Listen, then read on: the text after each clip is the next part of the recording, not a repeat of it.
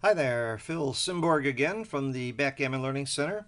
A few days ago, I posted a video on deliberate practice showing you how I was working on my third roll plays.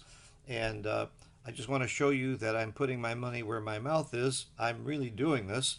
I've started with an opening 5-4 with a split. In fact, here's a list of the work that I've done. I start with an opening 5-4 by splitting, and then I have the opponent move, go through every move of the opponent's, making, of course, the proper move that the opponent should make after a 5-2 split. And this is all for a money game. I put in the date that I did the exercise, and then any of the rolls that I have on my third roll that I either got wrong or wasn't really sure of that was more than a 1% error, I've made a list of so that I can go back and study these. There's no way in the world I or anyone else can memorize every one of these third roll plays, but if I can think about the logic and reason behind these, I will eventually get all of these right instead of having so many wrong. And also, I will be able to apply that same logic to the fourth, fifth, and sixth rolls. And of course, then we need to get more sophisticated and see how do these plays change at different scores. There are basically four different types of scores. You have normal score, which I call normal score, which is pretty much like money, which is the same as a match where the score is 7 away, and higher. Then you have gammon go, where you really need to win a gammon, and it doesn't matter if you lose one. Gammon save, just the opposite, where you'd really like to not get gammoned, but it doesn't matter if you win one. And then there's double match point, where gammons don't matter at all. Typically, one away. Although there are other scores where DMP or double match point applies. So I've got a lot of work to do. I'm not even done with the 5-2 rolls yet with an opening 5-2. But today I think it might be fun for you to just see how I do this once again. And actually, I'm going to do this as a quiz. I've already shown you how I'm doing this. So let's give yourself a little quiz. You can pause the video anytime. So what I do is I start out with me being red, having an opening 5-2, and I make the 5-2 move. Then I decide on a series of moves. Let me just take one that I happen to have a lot of problems with, where I had a question about many rolls. Let's say I have a 5-2 and my opponent rolls a 6-4. Of course, the first thing you need to do is decide how blue should play 6-4 in a money game. So give that a little thought. Pause the computer if you want. And the right play is to hit this checker. It's not a beautiful play, but it's better than the alternatives. So let's make sure and hit the button. This has all been rolled out by Extreme Gammon.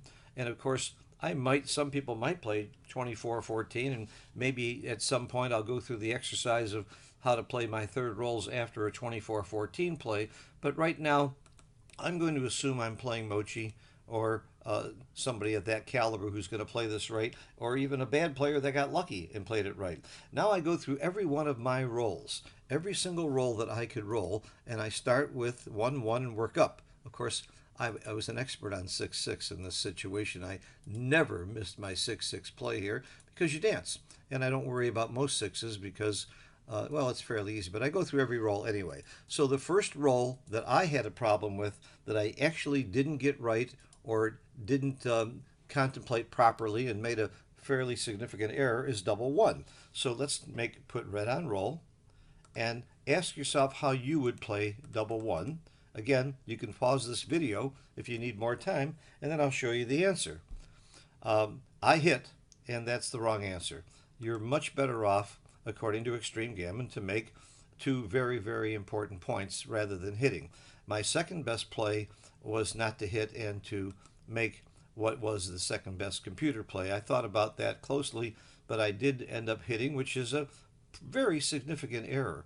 I don't think I'll ever make this mistake again. I kept it on my list until I go back and can erase it, which I'm going to do after several weeks. I'm going to go back, or maybe several days. I'm not sure how long I'm going to take before I go back and look at my mistakes. I'm just doing this now for your benefit, not for mine, and see if I can remember what's right and why. I can see the logic of the right play now. I can see why making my 5-point and 7-point is far more valuable than hitting the second checker. And I'm not going to waste time right now with variations. That's another thing that would hone your skills. Maybe if I didn't have four checkers here, it might be wrong to make the bar point.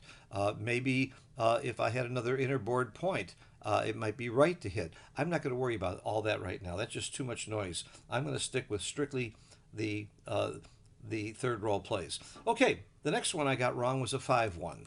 Of course, I got the others in between correct. I got 1-2, 1-3, and 1-4 correct. But 5-1 I got wrong here also. So how would you play 5-1? This is a good test. Are you better than Phil Simborg? And it's not going to be hard for many of you to be that good, but how would you play a 5-1? Okay, this play surprised me. I didn't realize it's right to slot with the 5-1. And of course, I'm not rolling everything out and rolled out this might not be a .02 error. And again, I don't care. Falafel taught me this once when we were working together teaching. Don't be that hung up on the difference of the percentage difference of the plays. Understand the logic behind the play because that's what's important and that's what's going to apply later on. What if it's .02 or .018 or .4? See why it's better to slot here. And again, I'm not going to attempt to teach you this right now because I'm not convinced myself I can teach this well enough to I have to understand it myself better first before I start giving lessons on this particular play. I have some general lessons that I can give you and some general outlines for third roll plays, but these are particularly hard for me. Okay, 6-1 is another one that I didn't get right. How would you play 6-1? Yeah, almost always I come in and go out to my opponent's bar right rather than my own. This time I was really fooled. You go down to your own bar point. And this one got me because I already took a checker off my midpoint. I'm further stripping my midpoint down to 3 checkers. I'm giving him a direct 6 here. He doesn't have 6s here. And the alternative of coming out here, I guess the number of times that he hits and covers or hits twice is just too much and too damaging by letting him bring more ammunition down. That's the logic that I'm coming to right now, but I'm going to work on this again. But the point here is, did you get this right or did you not? Most of the time, it's the opposite play. You go out to your opponent's bar. Okay, I had problems with 2 more plays. I went to the 2s, and I have a 3-2 to play. And you can bet your booty I'm hitting with the 3. There's no question about that. The real question then is, where's the 2? Okay, this was not a huge mistake, but it still surprised me that you make the 3-point instead of bringing the builder down. I would have thought that bringing the builder down was right, but again, maybe it's because you've already taken a checker off of here. Again, it wouldn't take long to do a little bit of variation. Probably it's right to bring it down now when you have 5 checkers here would be my guess. I'm right. So the fact that you have already taken a checker off the midpoint does apply here, and you're making the valuable 3-point. I think I'll get this one right from now on. 6-2. That was the last one I had a problem with in this sequence. How would you play 6-2? Well, if you got the 6-1 right, then you'll get the 6-2 right. It's the same theory. You come down to your own bar point instead of going out. And for all the same reasons, it's not a huge error, but again, I want to get my arms around the logic of this.